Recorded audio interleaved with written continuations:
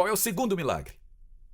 Jesus retorna a Caná da Galileia e cura o filho governante rico. E todo mundo soube que ele era o Messias. Ele estava em Caná. Ele estava em um casamento. Sua mãe disse: estamos sem vinho. Ela sabia que ele poderia fazer um milagre. E ele disse: mãe, não é hora. Daqui a um mês eu vou curar um rapaz rico, um filho de um governante rico, deste homem importante, e todo mundo vai saber quem sou eu. E ela disse: tudo que ele disser para fazer, façam. Quantos acreditam que Jesus é o Filho de Deus? Quantos acreditam que ele sabia exatamente o que ia acontecer?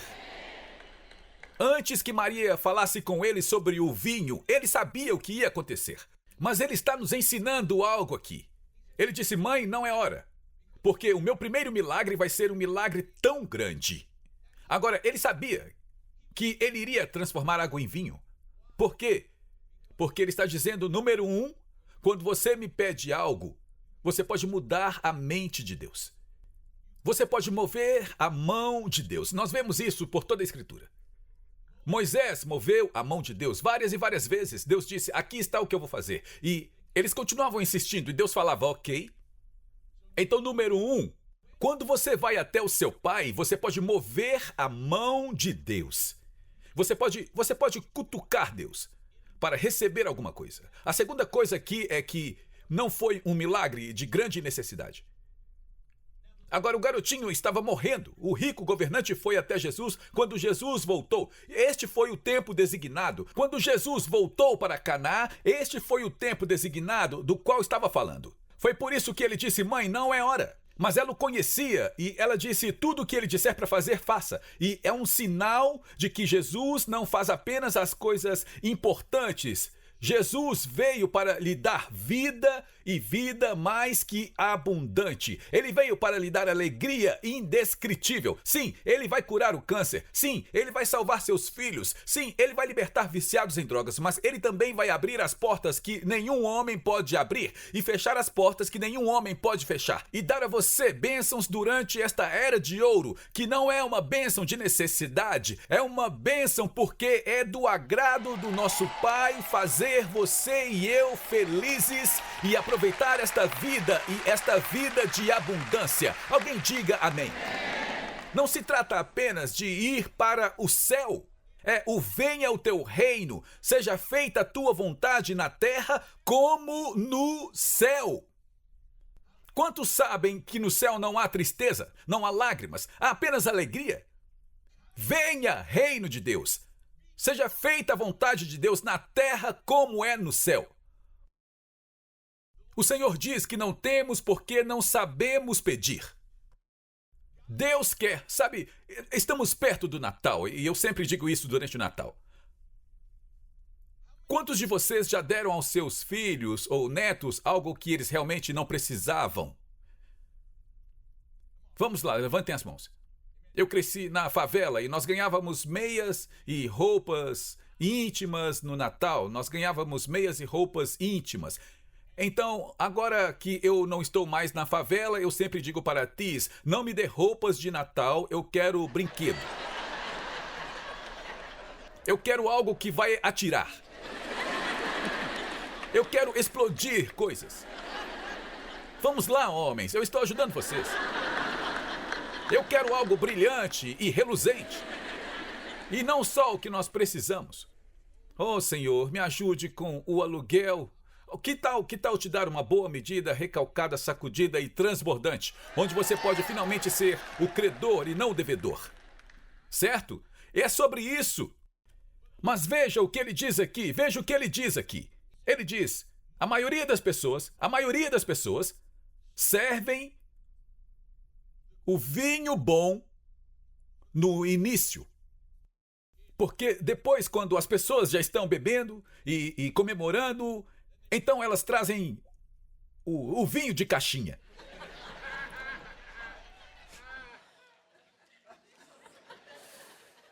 E disseram a eles: mas vocês deixaram o melhor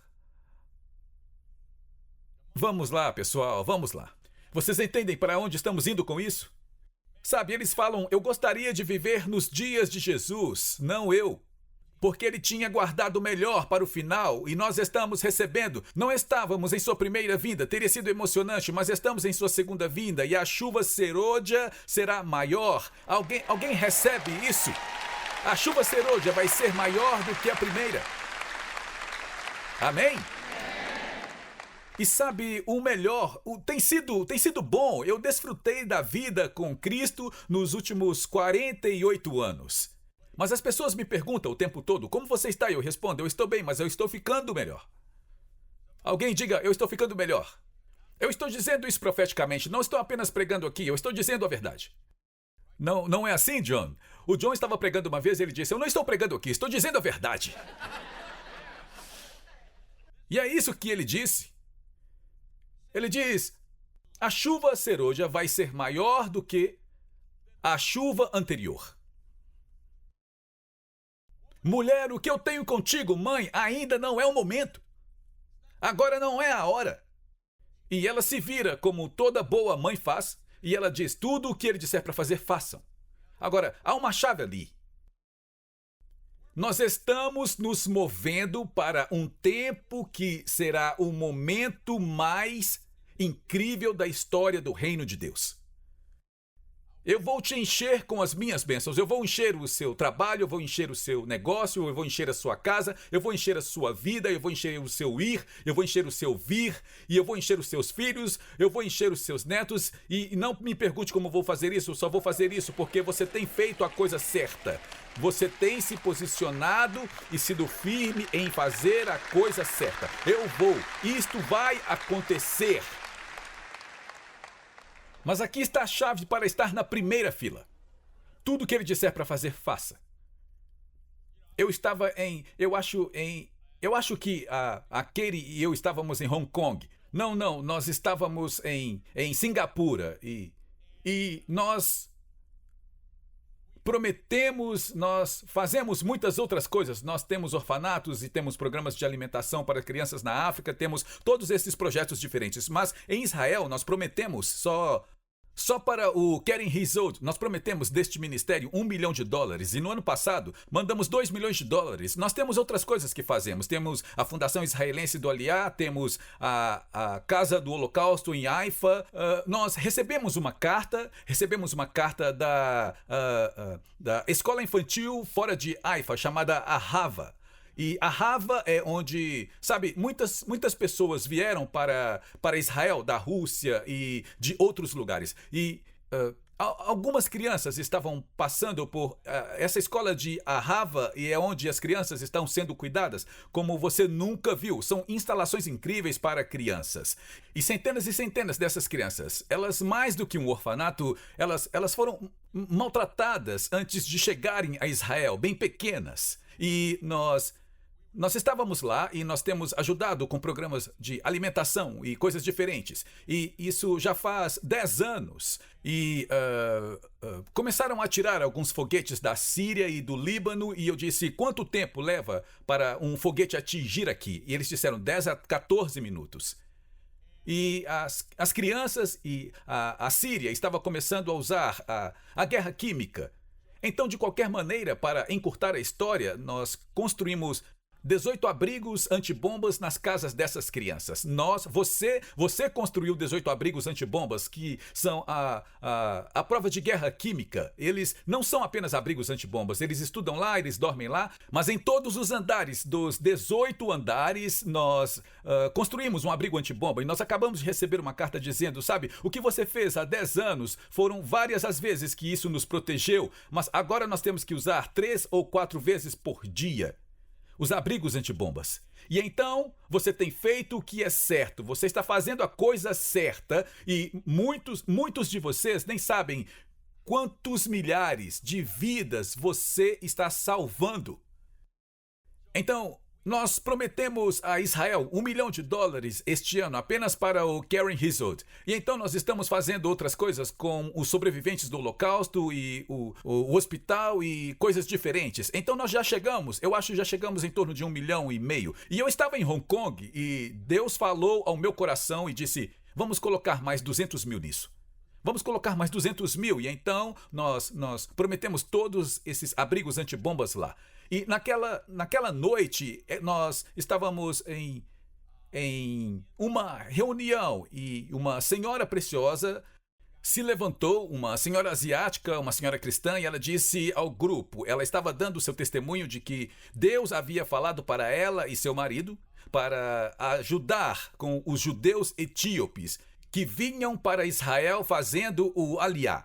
E ela disse, pastor, meu marido e eu estávamos lá, e você e a Tiz e a sua família, e nós recebemos um avião. Nós patrocinamos metade, ela e o marido patrocinaram metade. Então, naquela noite, nós estávamos lá, e depois nós saímos, e o Sam, sabe, da Karen Hizold, ele disse, pastor, ele disse, não, espera, não foi naquela noite, foi quando nós fomos para Hong Kong. Eu disse, nós fomos para Singapura, e eu disse, Deus falou ao meu coração, e nós vamos prometer mais 200 mil este ano. E então... nós estávamos lá naquela noite, tínhamos que ir para o aeroporto, o nosso voo saía às 2 da manhã, e então nós estávamos lá sentados e o Sam disse, eu posso te perguntar uma coisa?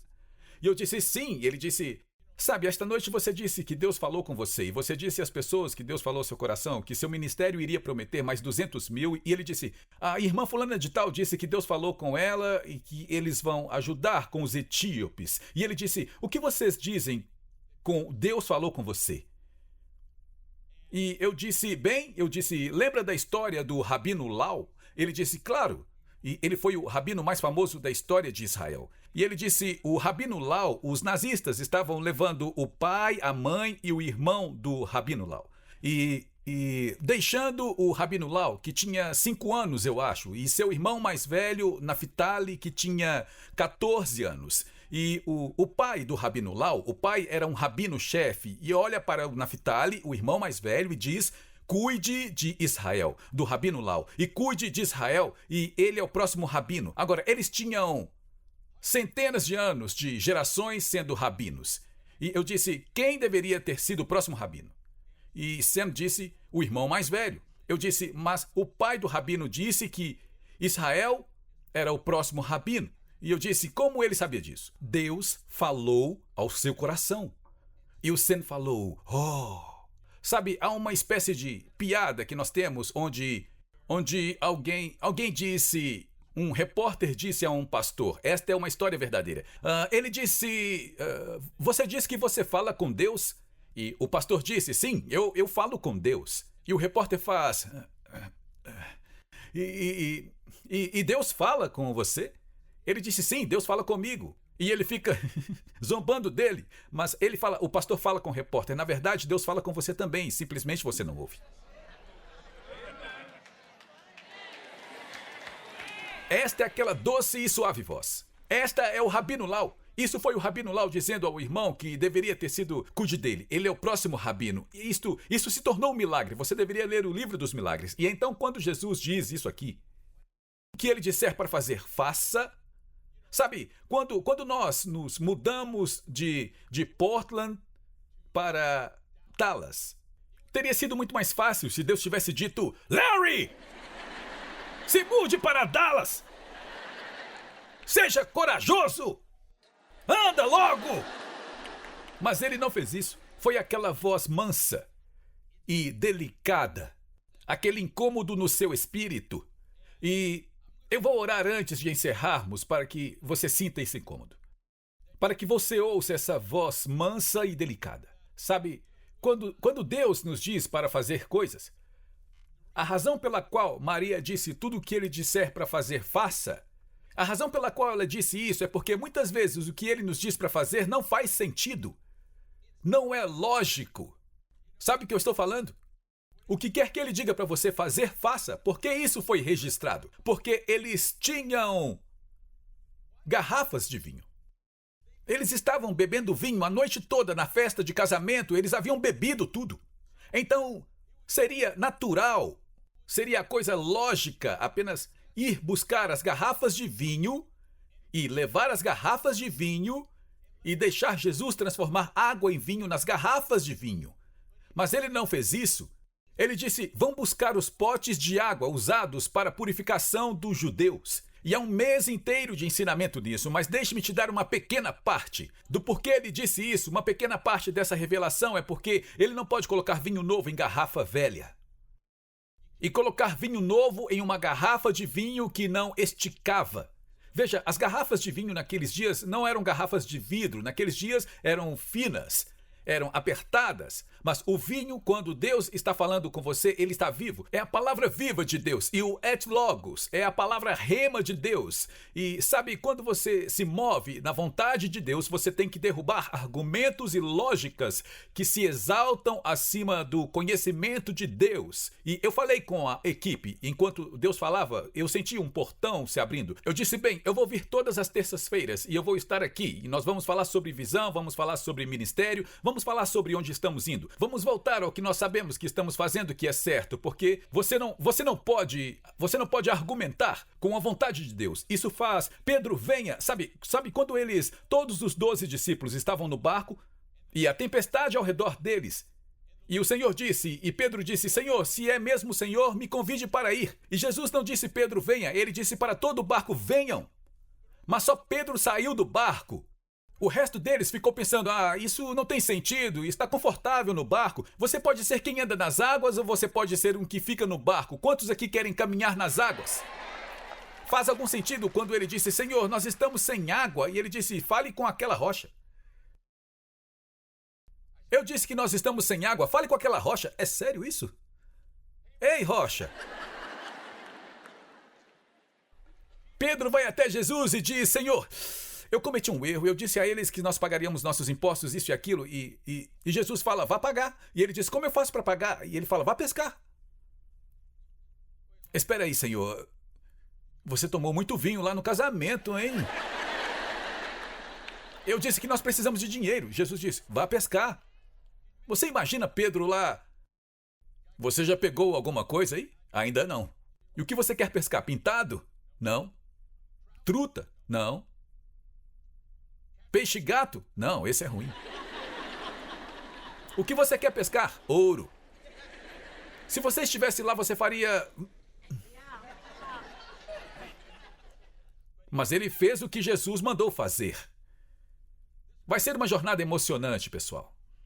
Esse vai ser um passeio incrível. E eu quero que você seja sensível ao que o Senhor te chama. E sabe, se você não tem certeza de que isso é de Deus, traga para nós. Compartilhe isso conosco. Eu me sinto assim, eu me sinto assim, eu me sinto assim. Deixe Deus te tirar do barco e comece a andar sobre as águas. Porque nós estamos entrando em uma área de ouro e, de verdade, o nosso melhor ainda está por vir. Eu estarei pronto para isso. Vocês podem ficar de pé comigo por todo o prédio? Eu quero orar por vocês e pedir a Deus para torná-los sensíveis. Tis, você pode pegar um microfone e vir aqui? Eu sinto que você precisa orar também. É aquela voz mansa e delicada. É aquele cutucão do Espírito Santo. Deixe-me contar uma história. E isso não é contra ninguém, mas eu nunca tive na minha vida questionamentos na igreja se perguntando se eu estou ou não ouvindo de Deus. Ou você tem um pastor, ou você não tem um pastor. Mas nós estamos construindo um novo edifício em Portland. E nós estávamos orando e buscando a Deus, e Deus nos levou a um pedaço de terra. E nós compramos a terra, eu acho que por 4,2 milhões, eu acho. Nós compramos 84 acres ou 87 acres, algo em torno de 80 acres, mais do que nós precisávamos. Mas eu disse, vamos comprar isso, porque isso vai ser uma bênção para nós. E logo depois que compramos esta terra, a cidade de Portland colocou um bloqueio de terrenos sobre o quão longe a cidade poderia ir. Porque a cidade não poderia crescer mais, porque eles estavam mais interessados em observar corujas e em abraçar árvores e outras coisas, é sério. E então, a terra que nós compramos por 4 milhões, de repente valia em semanas algo em torno de 18 milhões de dólares. E então, um rapaz do nosso conselho começou uma empresa chamada Bowflex. E nós compramos por um preço de 30 centavos por ação. E então, nós compramos a 42 centavos por ação ou algo assim. E eu fui ao banco e eu disse, ouça, nós compramos esse terreno por 4 milhões, acho que pagamos em dinheiro por isso e eu disse, essa terra agora vale 18 milhões. E se eu pedisse emprestado 4 milhões dando o terreno como garantia? E me disseram, claro, vamos fazer isso. Mas o banco, porque nós estávamos construindo este prédio, iria ser, eu acho, ia ser uns 20 milhões de dólares ou algo assim. E o banco disse, você tem que mudar com o seu conselho, onde o conselho vote em qualquer decisão que você tomar. Foi a única vez que eu fiz. Isso é chamado de primeiro política do homem-chave. Isso mesmo, Dave, política do homem-chave. E eu não poderia mais viajar, não poderia caçar no Alasca porque um urso poderia me comer ou algo assim, sabe? Eu não poderia voar em um avião monomotor porque eu teria que ter um conselho que concordasse com tudo que eu iria fazer. E então eu fui ao conselho e eu disse, ouçam, nós vamos pegar 4 milhões, isso já está pago, a terra está de garantia e não há como perder. E nós vamos comprar essas ações da Bowflex e eles votaram contra mim. Eles disseram não, você não pode fazer isso. Agora, eu não estou culpando ninguém, eu não, sabe, eu acho que eu estou um pouco, mas eu não estou amargo. E naquela época, esses 4 milhões seria entre 100 a 120 milhões hoje. Porque a Bowflex decolou. Mas aqui está o que eles disseram. Deus vai pagar pelo prédio. E eu disse, isso é Deus. Você já ouviu a história do homem que estava na enchente e ele estava no telhado e Deus manda um homem com uma canoa, então ele manda outro homem de barco e então ele manda um outro homem de helicóptero e depois ele se afoga e diz, Deus, por que você não me salvou? Ele diz, quem você acha que enviou a canoa, o barco e o helicóptero? Ok? Então, quando Deus fala com você sobre algo, isso geralmente não faz sentido ou não necessariamente faz muito sentido. E é por isso que a sabedoria no conselho de muitos, pastor, eu estou me sentindo assim, ou o nosso líder do grupo de vida fala, vamos orar sobre isso. Mas eu quero orar para que você tenha uma sensibilidade. Sabe, uma coisa que eu oro todos os dias é para Deus me fazer sensível à voz dele. O Espírito Santo nos guiará, nos liderará, nos ensinará, nos mostrará as coisas que estão por vir. E eu quero que você comece a ser tão sensível à voz de Deus, porque Ele está levando a você todas as bênçãos que Ele tem para você. Mas quando essa bênção bater à sua porta, você será sensível para abrir e Ele lhe dará uma bênção que vem do nada, porque o nosso melhor ainda está por vir. Posso ouvir um amém? Você quer orar? Quer falar algo? Sim, eu senti esta manhã que você tinha algo para compartilhar conosco. Ah, não. Você vai cantar? Sabe, Deus nos surpreende às vezes, sabia? Líder de louvor. Não, eu estava sentada ali enquanto você estava ensinando e pensando, Deus nos ajude a tirar os limites dele, Sim. sabe? Mas tire os limites de quem nós somos através dele. Amém. Sabe, você disse isso para o Dan. E isso ressoou em mim porque a maioria dos cristãos não pensam muito bem sobre si mesmos. Nós pensamos muito pouco sobre nós mesmos. E, portanto, nós colocamos essas limitações em Deus e colocamos limitações no que nós achamos que vamos realizar. Nós precisamos arrancar isso para fora da água. Porque esse é o ano dourado. Com certeza. Essa é a era que esperamos e ansiamos, onde Deus faz aquele último derramamento do seu Santo Espírito de almas sendo salvas. O derramamento de finanças, prosperidade e abundância, crescimento e transbordamento para termos as finanças para fazer o que Ele nos chama para fazer. Entende? Sim. Porque Deus Sim. tem uma grande visão. Mas essa visão também leva grandes gastos. Portanto, nós temos que ser capazes de receber e absorver a visão que Ele está nos dando. E dizer sim. Mas quando dizemos sim e damos um passo, é aí que Ele provê. E esses milagres acontecem. Então, minha palavra hoje é: vamos tirar esses limites do poder de Deus. Tirar os limites de como nós vemos Ele e de como nós nos vemos. Porque com Deus e a unção dele não há limites. Não. E nem fronteiras. Não, isso é exatamente Amém. certo. Sim, eu tenho um novo livro saindo em março por meio do carisma. Chama-se De um Viciado até Jerusalém. Isso. E a história de South St. Louis até o presidente Trump e o primeiro-ministro Netanyahu.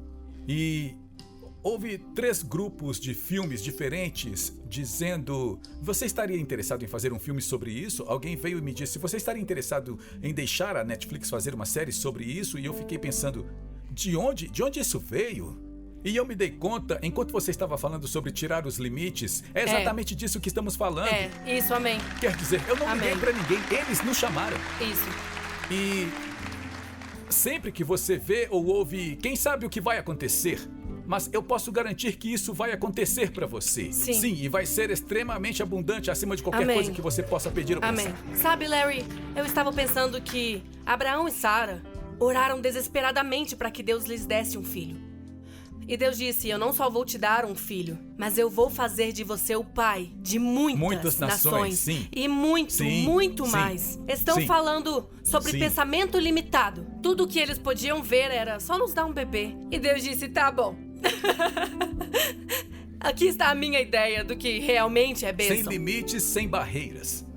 Agora, antes de fazermos isso, há alguém aqui que disse: pastor, eu nunca aceitei. Nós não vamos abaixar a cabeça e fechar os olhos dessa vez. Eu não vou fazer isso. Você disse: pastor, eu nunca fui salvo. Eu me afastei de Deus. E sabe, você quer entrar na bênção de Deus. Levante a mão e diga: pastor, lembre-se de mim em oração. Eu quero conhecer o reino de Deus. Quero ser abençoado. Amém? Deus vê essas mãos. Vamos dizer isso em voz alta. Apenas digam em voz alta juntos: Pai, eu venho até você agora. Em nome de Jesus. Eu sei que eu pequei. Todos nós pecamos. Mas eu sei disso. Você me ama tanto que você enviou Jesus Cristo para pagar o preço total por todos os meus pecados. E agora eu recebo Jesus Cristo como meu Senhor e meu Salvador. Agora diga isso com autoridade: Satanás, saia da minha vida, saia da minha casa, saia da minha mente, saia do meu corpo, saia do meu espírito, saia da minha família, saia das minhas finanças, do meu futuro. Eu declaro que toda maldição é revertida e toda bênção é recebida. Não um dia, mas hoje, em nome de Jesus. Amém e amém. Agora dê ao Senhor uma salva de palmas em adoração. Ok, dê a mão a pessoa ao seu lado por todo o prédio e diga em voz alta: levante a mão do seu próximo. Levante a mão dele, diga: Pai, eu recebo agora uma unção da chuva serôdia. E eu recebo uma sensibilidade em meu coração, no meu espírito, na minha mente, a sua voz. Deixe-me ser guiado pelo seu espírito. Deixe-me ser liderado pelo seu espírito. E eu recebo que toda vez que você falar comigo, eu reconhecerei que é você. E eu lhe darei todo louvor e toda glória no nome que está acima de todo nome, o nome de Jesus. Se você está pronto para uma era de ouro em sua vida, dê ao Senhor um grande grito de louvor.